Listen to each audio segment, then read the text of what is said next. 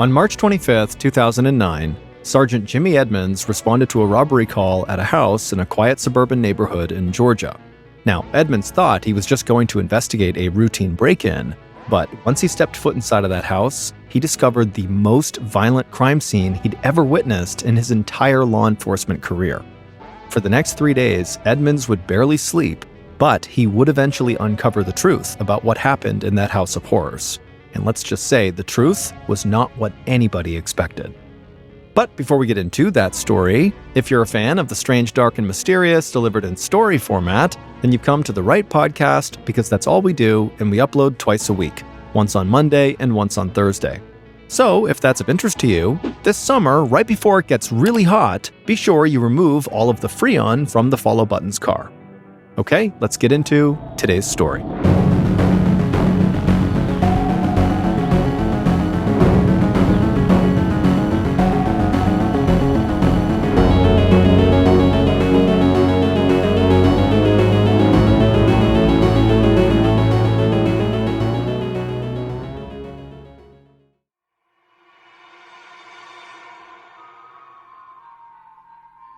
On the morning of March 25th, 2009, 41-year-old Kay Parsons woke up in her bedroom in the quiet suburb of Grovetown, Georgia. It was still dark outside, but Kay knew she had a busy morning ahead of her. So she got right out of bed and walked down the hallway to wake up her son. When she went into his room, her son, who was 12 years old, immediately began complaining that he didn't want to wake up yet, but Kay just flipped on his lights and said, "Come on, you gotta get ready for school." Once Kay saw her son actually climb out of bed and begin to get dressed, she rushed downstairs and poured him a bowl of cereal and left it on the table, and then called up to him and said, "Come on, come down, eat your breakfast." And then Kay rushed right back upstairs into her bedroom to get dressed.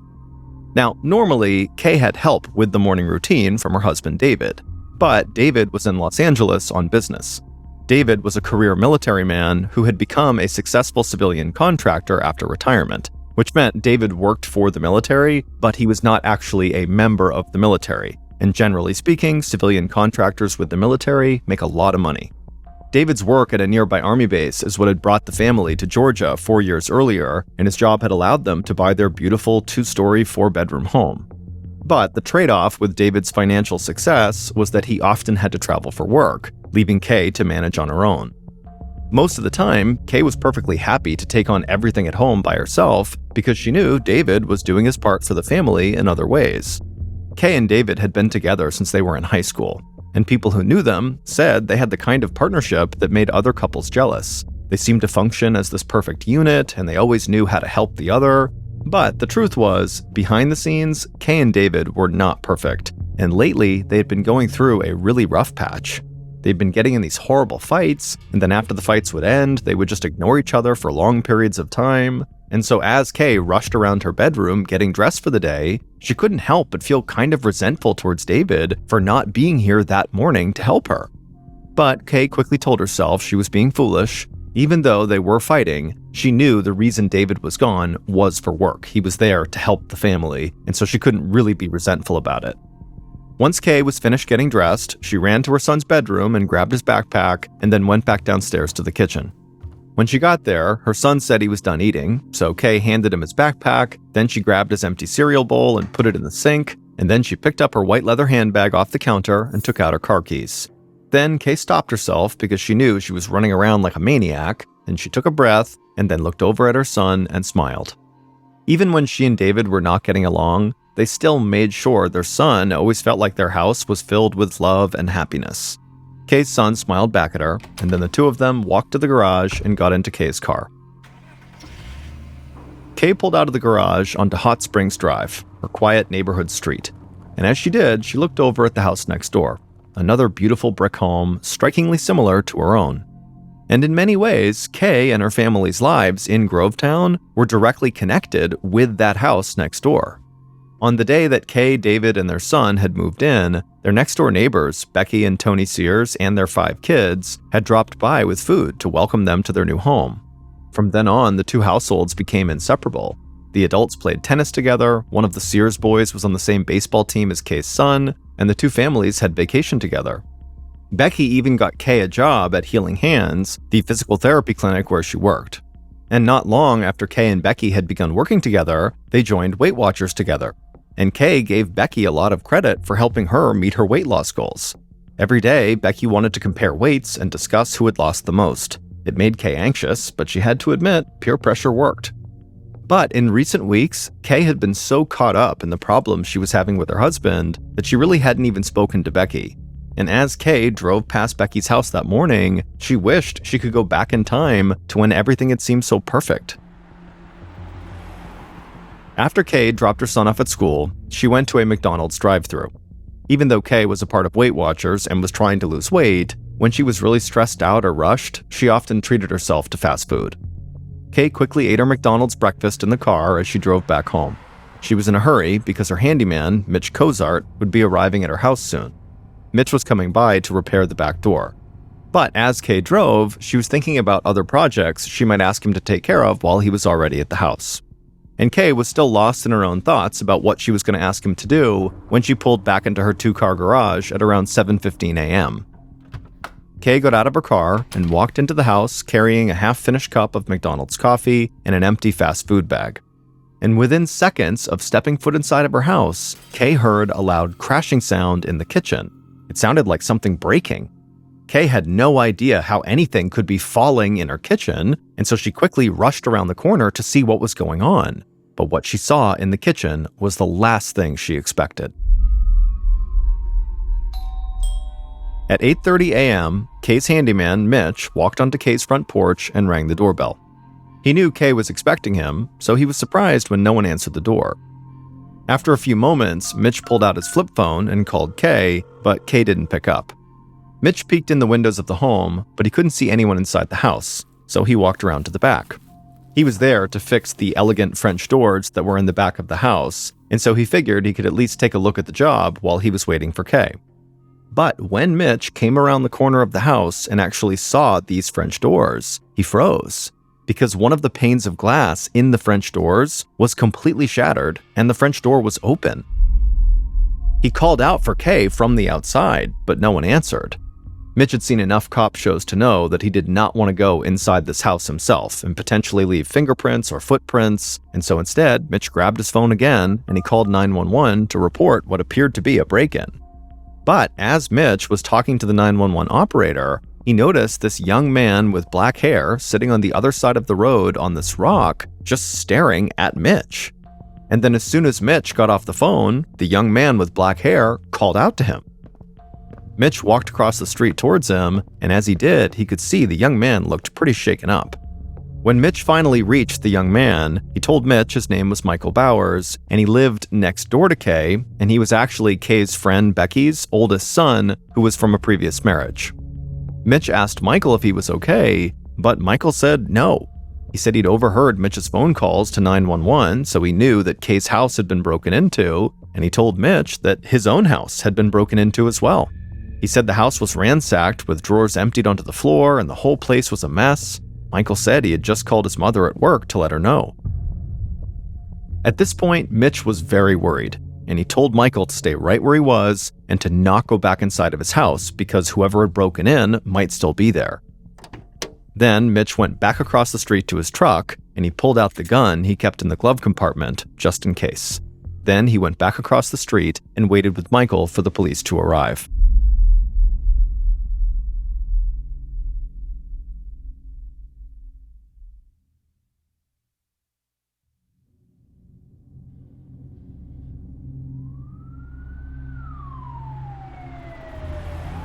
A few minutes later, Sergeant Jimmy Edmunds of the Columbia County Sheriff's Office arrived at Kay's house.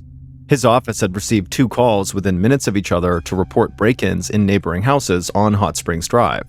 Edmunds thought just 1 break-in would be very unusual for such a quiet, low-crime neighborhood, but 2 break-ins? Something strange was going on. Sheriff's deputies arrived on the scene soon after, and at that point, Edmunds walked around the house with them to the back door with the shattered glass. But before Edmunds even went inside the house, he saw an ominous sign. He could clearly see blood on the kitchen floor. Edmunds turned back around and looked at the deputies and made sure they saw the blood too, and they nodded, and then Edmunds led them into the house. And immediately Edmunds saw the blood trail went all the way out of the kitchen and down the front hall. And the blood was not just on the floor. There was also blood spattered all over the walls too. As Edmunds followed this grotesque blood trail all through the house, he passed by a spilled McDonald's coffee and a crumpled McDonald's bag and a white handbag on the floor.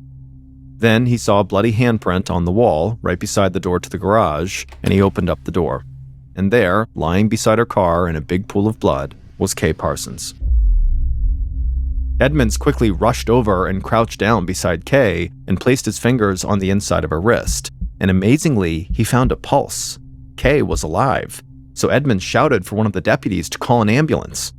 As Edmunds stayed crouched down with Kay, telling her over and over again that help was on the way, Edmunds just could not believe the amount of blood he was seeing, not just all over the house, but on Kay, on her face, her arms, her clothes. He had been investigating violent crime for years, but he'd never seen someone beaten as badly as Kay Parsons was. There was a bloody aluminum baseball bat lying beside Kay, and Edmunds was reasonably sure it had been used to bludgeon her. And then Edmunds also noticed there was a second weapon underneath the car, a bloody claw hammer.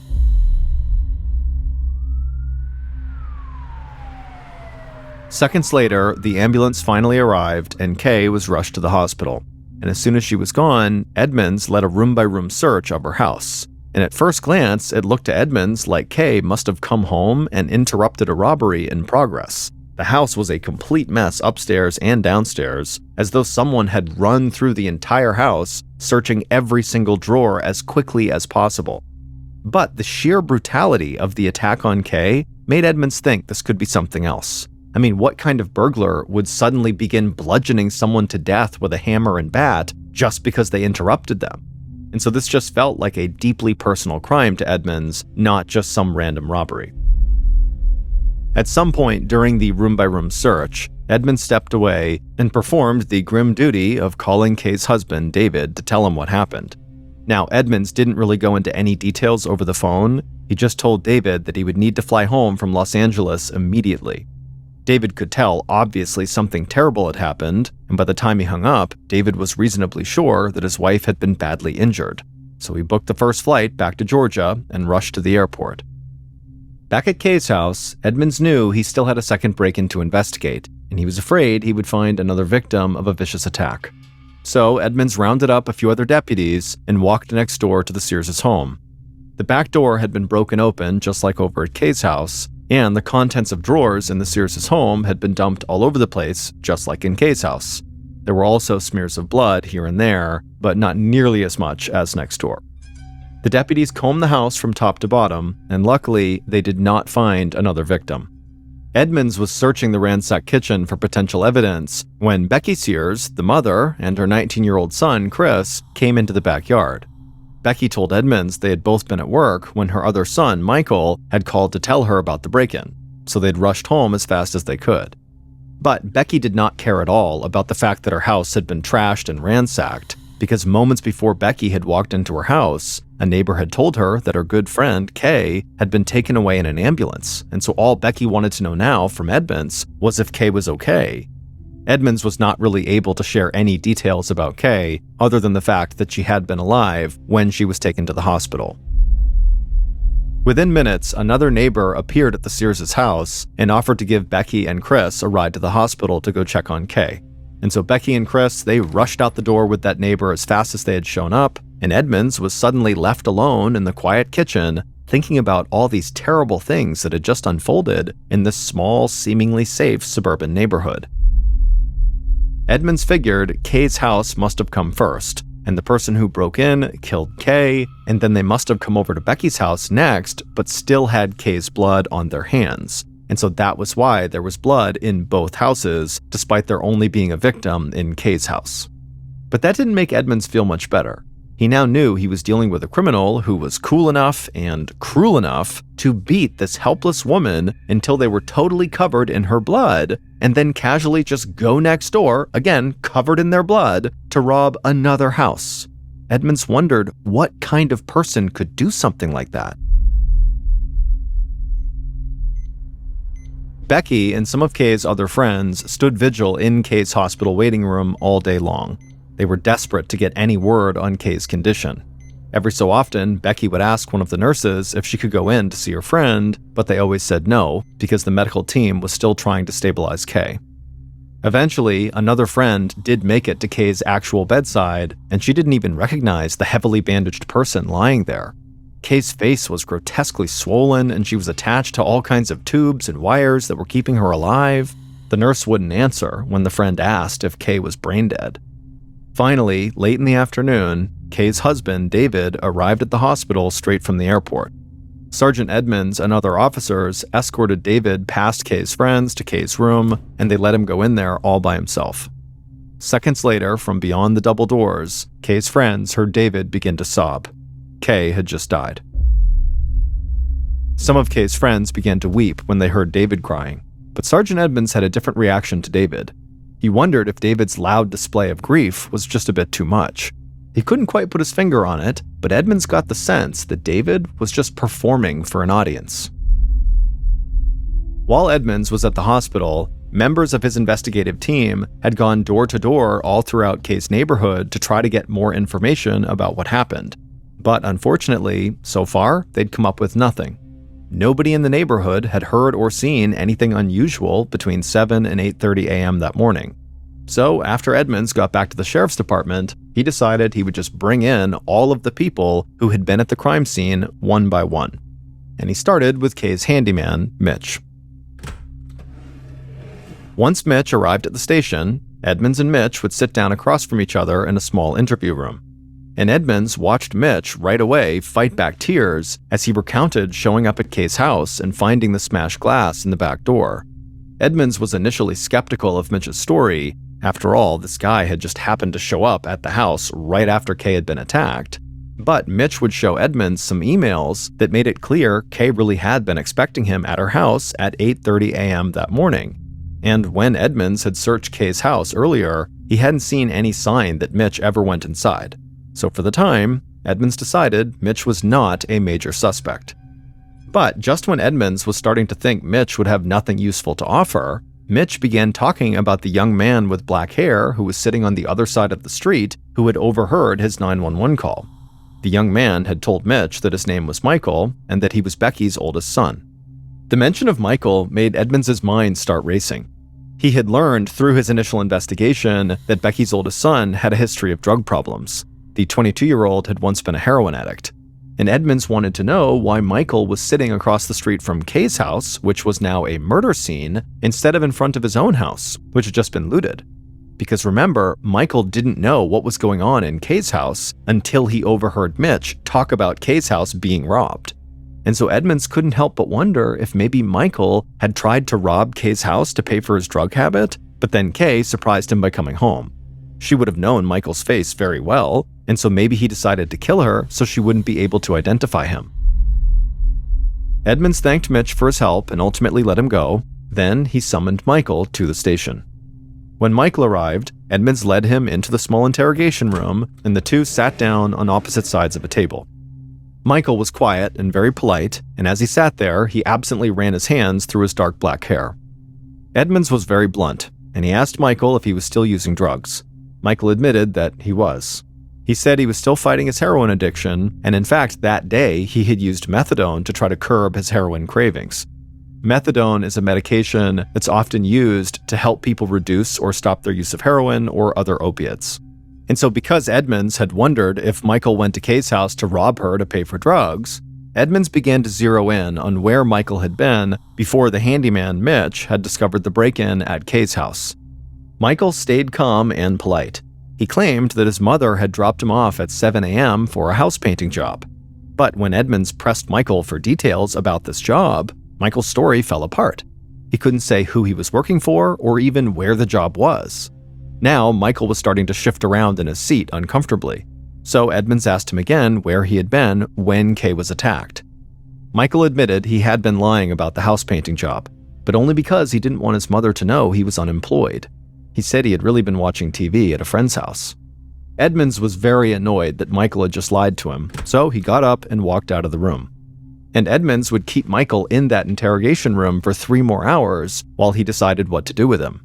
And in the end, Edmunds and his team, despite their suspicions, knew they really had no evidence linking Michael directly to this crime, so they couldn't just hold him indefinitely. But just before Edmunds was about to turn Michael loose, on a hunch, he asked Michael if he could look at the bottom of his sneakers. And when Michael showed him, Edmunds saw that wedged into one of the treads of one of his shoes was a gleaming shard of glass. When Edmunds asked Michael where the glass came from, Michael had no explanation. And so, as Michael walked out the door of the sheriff's office, he didn't know it, but he had just become Sergeant Edmunds' primary suspect. Not long after Michael left the sheriff's office, his 19-year-old brother, Chris, arrived for his interview. Chris was everything that Michael was not. He had a job, he had his own house, he had respectable friends, and he was so nervous when he sat down for his interview that Edmunds had to keep reassuring him that he was not actually in trouble yet. Chris said that he had gotten up that morning at about 7 a.m. He'd barely had enough time to brush his teeth before his mother, Becky, pulled up to his house. He had agreed to go work with Becky that day at the physical therapy clinic where she was the office manager. Chris was going to help out with several odd jobs around the building, but when his brother Michael had called about the break-in, Chris and his mom had left the clinic right away. Then, Edmunds got Chris talking about his brother Michael, and the conversation soon turned to Michael's drug habit. Chris confirmed that his brother was taking methadone again and struggling with his heroin addiction, and he was hanging with a very bad crowd. At this, Edmunds immediately grabbed a sheet of paper and a pen, and he asked Chris to tell him the names of the people Michael was spending his time with, who in theory might commit the kind of violent crime he was investigating. Chris looked at him and he said, "You might need a larger piece of paper."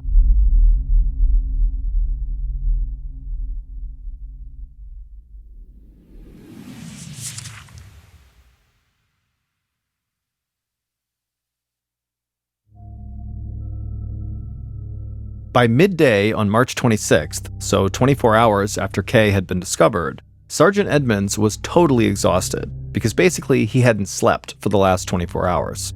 But he knew he had a killer loose in his town, so he had no choice but to press on. And the more he found out, the more he suspected Kay's neighbor, Michael. First, Edmunds talked to the friend who Michael said he was with at the time of the murder. In a recorded conversation at the sheriff's office, Michael's friend emphatically said that he and Michael really had been watching TV together when Kay was attacked. But the friend offered to take a polygraph test right then and there, and he failed.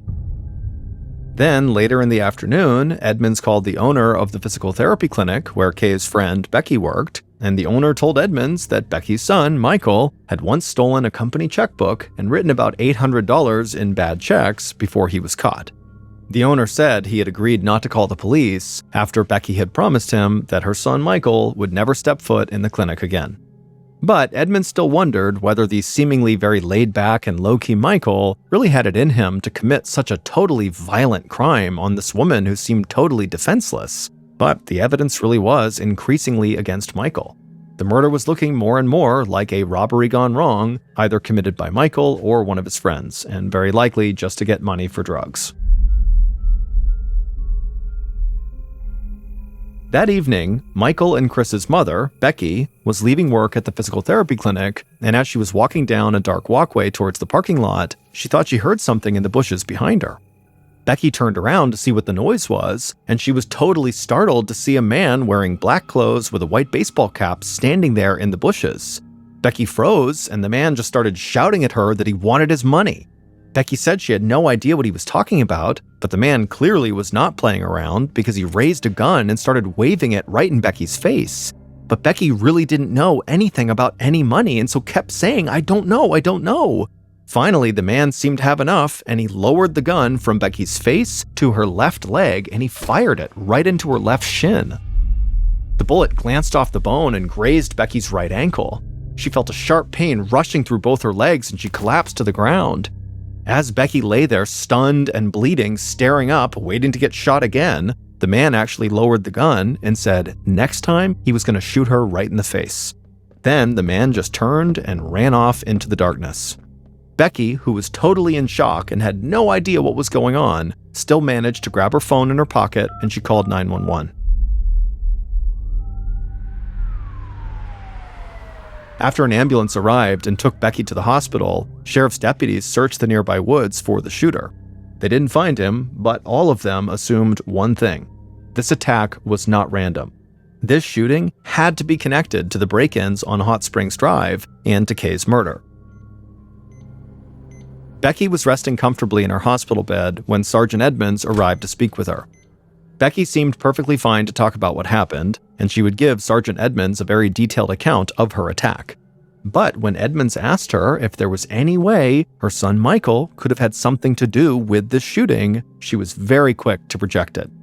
Edmunds speculated to Becky that perhaps her son Michael owed the shooter drug money, so the shooter was taking it out on Michael's mother. But Becky would respond by saying no, her son used to owe people money, but he didn't anymore. He didn't have debts anywhere. Edmunds could see this line of questioning was likely going nowhere, because Becky, despite her situation, seemed to be very set on protecting her kids, which makes sense, even if her son was guilty, she's going to protect him. So Edmunds decided to try a new tactic. He asked Becky if she had any relationship troubles. Was there anyone in her personal circle who might want to hurt her? Becky didn't answer. She turned away from Edmunds and just kind of stared off into the distance. Then, without looking at him, she told him that she had a terrible secret that she had to get off her chest. Then, Becky told Edmunds she had cheated on her husband. She said her husband was a truck driver, which meant he was away a lot, and during his absences, she had turned to another man for comfort. But she insisted the affair was over and that she and her husband were working out their issues now. Edmunds had a lot more questions, but right at that moment, nurses began coming in and out of Becky's room to check on her. So for the time being, Edmunds just kind of let the topic slide without even finding out who this other man was who Becky had been romantically involved with. The next morning, March 27th, Edmunds was hoping that his third cup of coffee might finally wake him up. His investigation was only a few days in, but Edmunds had been going nonstop. Just then, Sergeant Edmunds' phone rang, and so he picked it up, and before he could even call out a greeting, the person who was calling him said they had information about Kay's murder that he needed to hear.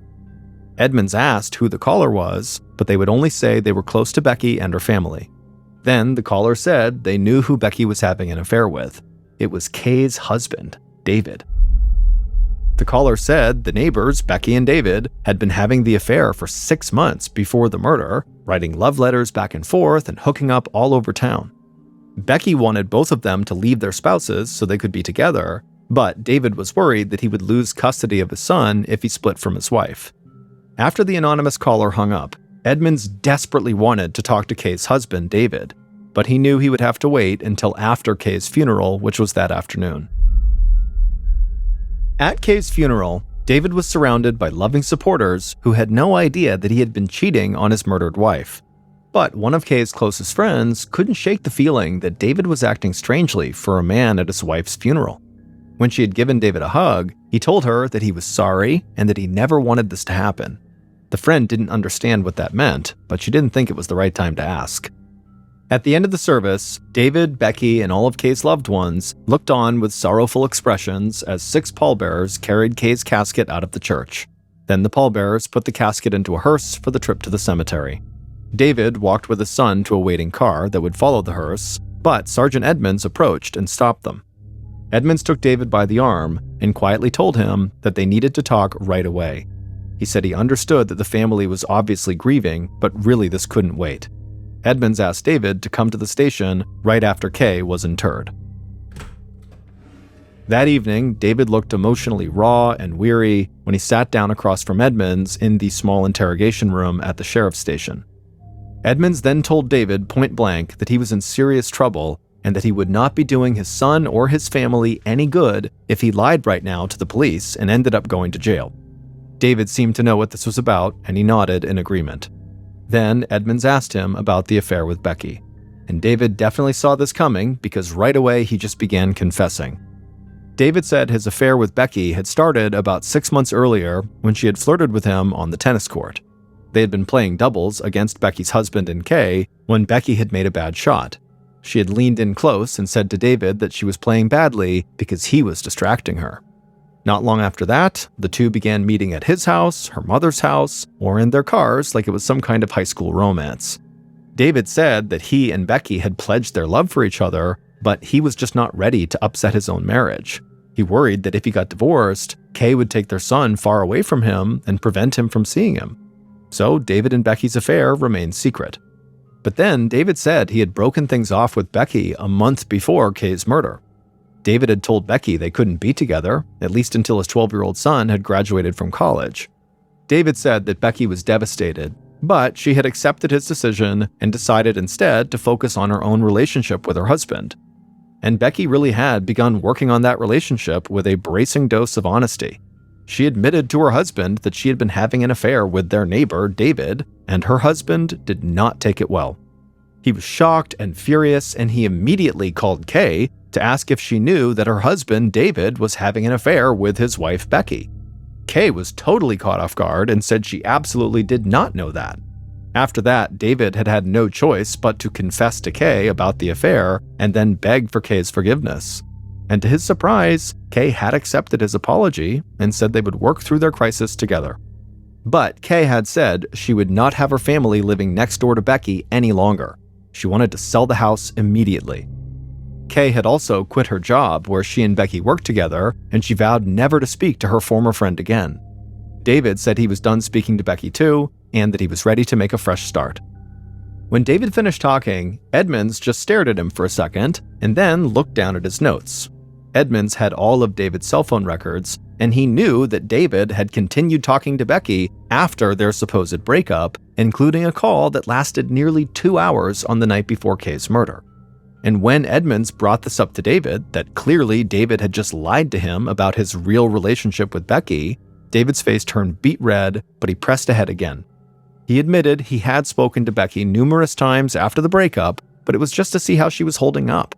But on the night before Kay's murder, when David was in Los Angeles on business, he admitted that long conversation he had had with Becky had turned sexual. And on that call, they had both admitted that they still had strong feelings for each other. Edmunds said that could explain the call David made the night before the murder, but David had also called Becky right around the time Kay was bludgeoned to death, so Edmunds wanted to know what that call was about. David said he had only talked to Becky on the morning of the murder because at the time he'd been worried about his wife. Kay hadn't picked up when he had called her, so kind of out of desperation, he had just called Becky to see if maybe she had heard anything about Kay. Edmunds didn't say anything back to David, but inside, he wondered if the real reason David had called right at that time was to find out if his wife had been murdered yet. David seemed to know exactly what Sergeant Edmunds was thinking, so David quickly denied having anything to do with Kay's death. He said the last thing he would ever want to do was take his son's mother away from him. Before David could say anything else, Edmunds cut him off and said, desperate people do desperate things. At this, David just kind of hunched over and fell silent. It was now dark outside, and the interview had gone on for 3.5 hours.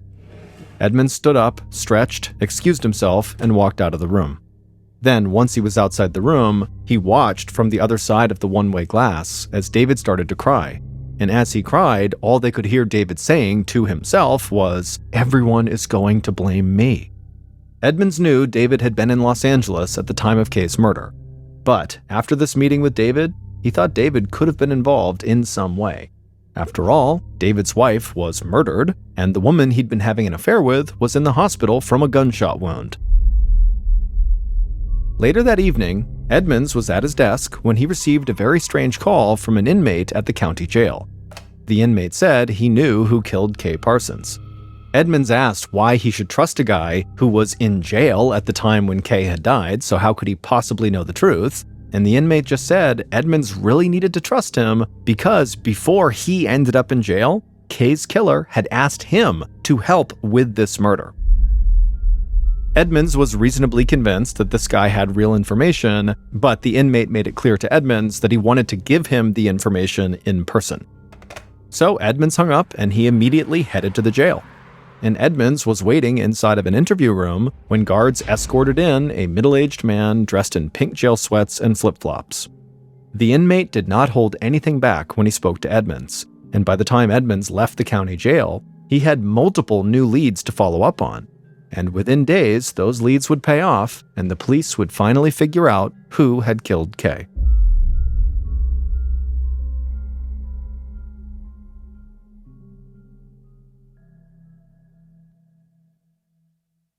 Based on information provided by that inmate, evidence found at the crime scene, and interviews conducted throughout the investigation, here is a reconstruction of what police believe happened to Kay Parsons on the morning of March 25th, 2009.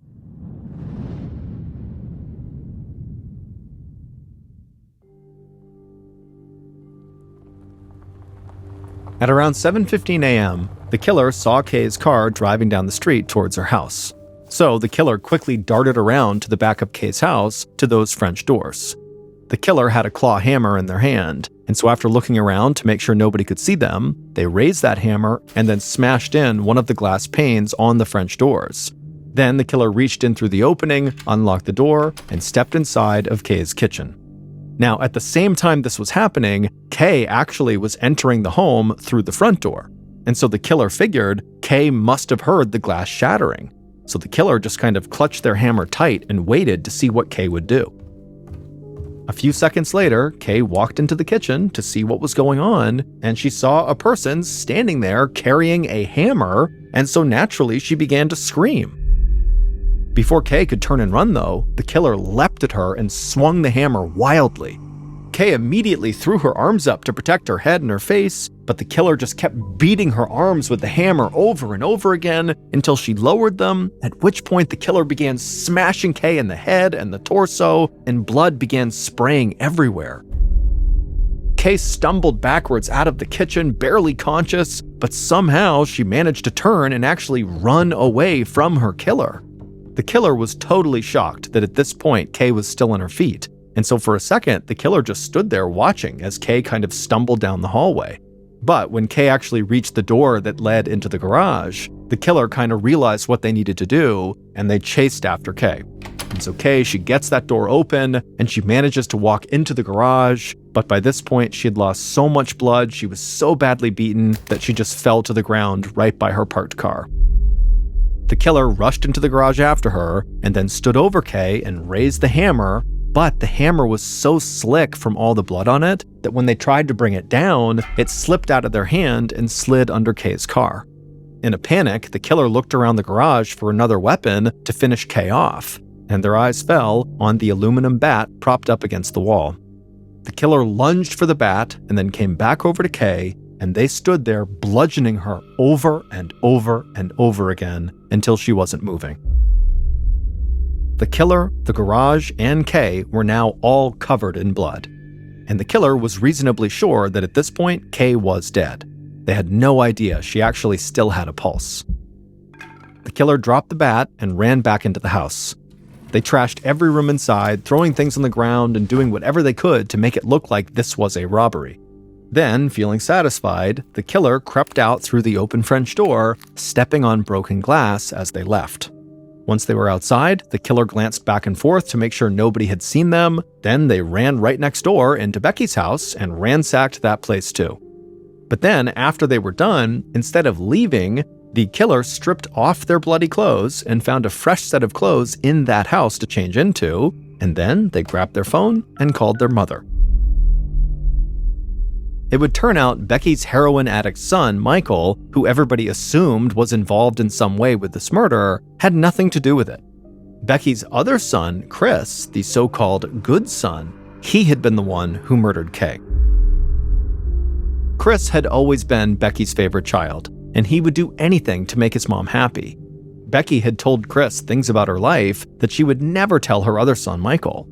So Chris was aware of the fact that his mom was having an affair with their neighbor, David, and that she believed David was actually still in love with her. And so Chris also came to believe that his neighbor, Kay, was actually standing in the way of his mother's happiness. In fact, Becky had even said to Chris that she wanted Kay dead. And all of this information began to come to light when Sergeant Edmunds met with the inmate who had called him. It turned out the inmate was Becky's own brother, and he told Sergeant Edmunds that Becky had asked him if he knew anyone who could kill Kay and make it look like an accident. At first, he had thought she was joking, but after Becky kept pressing him, he knew she was serious. So when he learned that Kay really had been killed, he was sure his sister had something to do with it. And so that's why he reached out to Sergeant Edmunds. Now, after hearing this from the inmate, Edmunds still believed that Michael had to be involved. that maybe Becky had asked him to carry out the murder. But when Edmunds questioned Michael again, it was clear the young man had no idea about his mother's affair. So Edmunds went back to the hospital to meet with Becky, who was still recovering from her gunshot wounds. Edmunds interrogated Becky, and she finally cracked. She admitted that she had told her other son Chris all about the affair and about how much she hated Kay, but Becky didn't stop there. She told Edmunds that she had asked Chris to confront Kay on her behalf on the morning of the murder, but she said she didn't think her son would do anything violent. But after Chris had just killed Kay and then came back to his own house and staged another break-in and changed out of his bloody clothes, he had called his mother and told her he had just murdered Kay. She had driven to the house, picked Chris up, and gone with him to dispose of his bloody clothes, and then when they came back to the house, because her other son Michael had called her saying, "Oh my goodness, our house has been broken into," when she and Chris came back, all the police were there, and she would tell the police right away that she and Chris had been working at the clinic all that morning. And then after that, Becky and Chris had staged the shooting outside of Becky's work. Chris was the shooter who had leapt out of the bushes. Becky hoped this shooting would remove suspicion from her and her family and allow Chris to get away with Kay's murder. Even after admitting all of that, Becky still insisted that she had nothing to do with Kay's death. She told Edmunds that she had just totally messed up when she had given her son, Chris, the impression that she really wanted him to go do something horrible to Kay. But police and prosecutors did not believe that Becky was as innocent as she let on, and so both she and her son Chris were arrested. In the end, Becky and Chris pleaded guilty to the murder of Kay Parsons in order to avoid the death penalty. Both are now serving life sentences without the possibility of parole.